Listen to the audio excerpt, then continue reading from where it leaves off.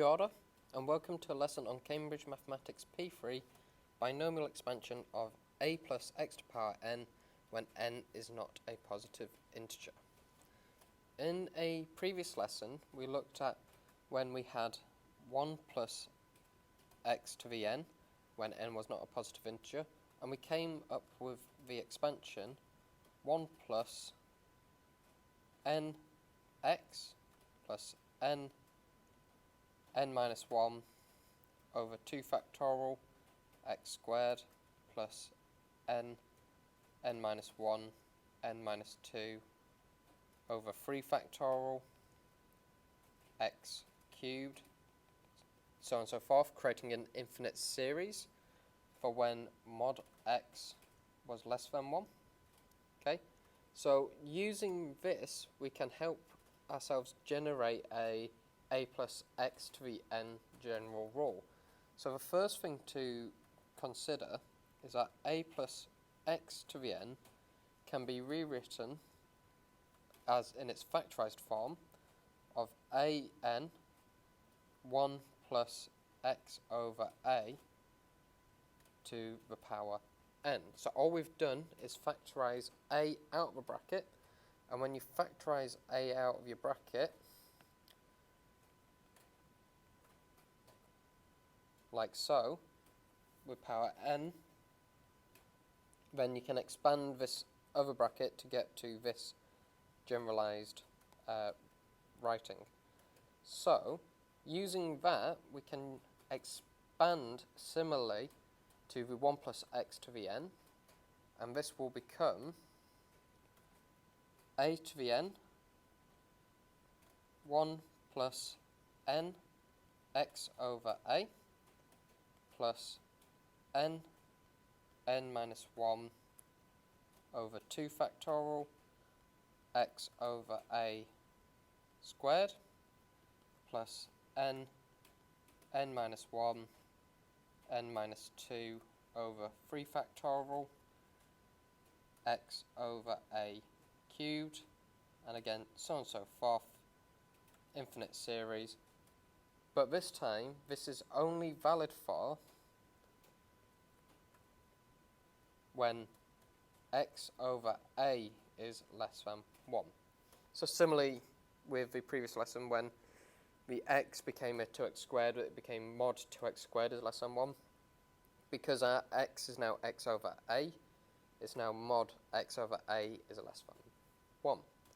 Okay, so using this, like we did with the 1 plus x to the n, we can solve questions, solve questions like this one here, which is expand 2 plus x to the minus 3 in ascending powers.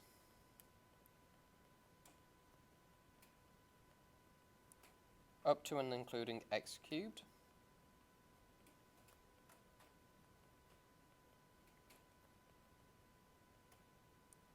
And state the range of values of x for which it is valid. Okay, so range of values of x for which the expansion is valid, for which it is valid. Okay, so let's have a go at that now. So 2 plus x to the minus 3 can be rewritten as 2 to the minus 3, 1 plus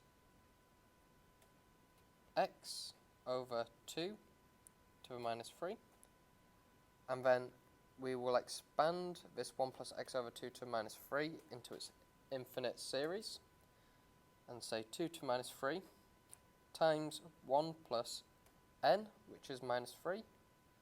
Our x is now x over 2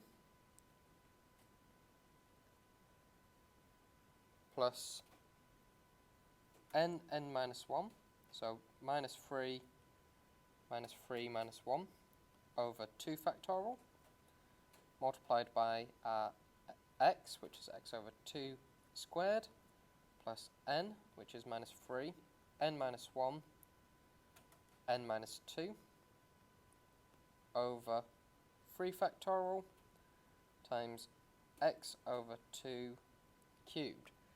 And this would carry on again infinitely, but we only want to go up to the powers including x cubed, which we will have got here with our x over 2 cubed.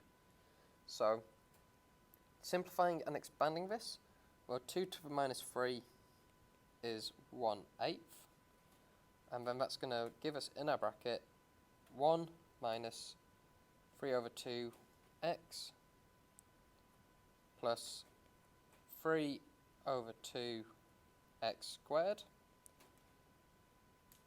minus 5 over 4x cubed, so on and so forth.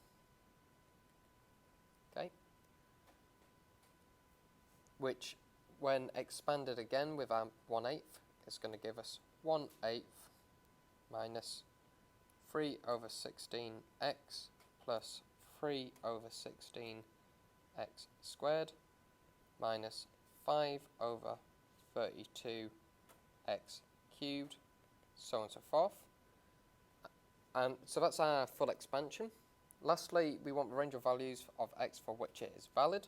So that is when we take our x divided by our a and say is less than 1. So that is for when mod x over 2 is less than 1, which is when mod x is less than 2.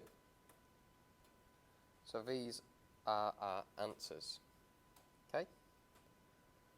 Valid for. Okay? Let's have a look at another question. So, example 2 is find the coefficient of x squared in the expansion of 1 minus 3x over root 4 minus x. To do this, you're first going to have to get rid of the fraction and the root sign and change them to powers. So, we can rewrite 1 minus 3x over root 4 minus x as 1 minus 3x multiplied by 4 minus x to power minus half. Okay, so get rid of a fraction by negative power, get rid of the root sign by putting it to power half. Okay, now we need to consider our expansion, what this will become, as 1 minus 3x multiplied by factorising 4 out of this. So we're going to factorise 4 out.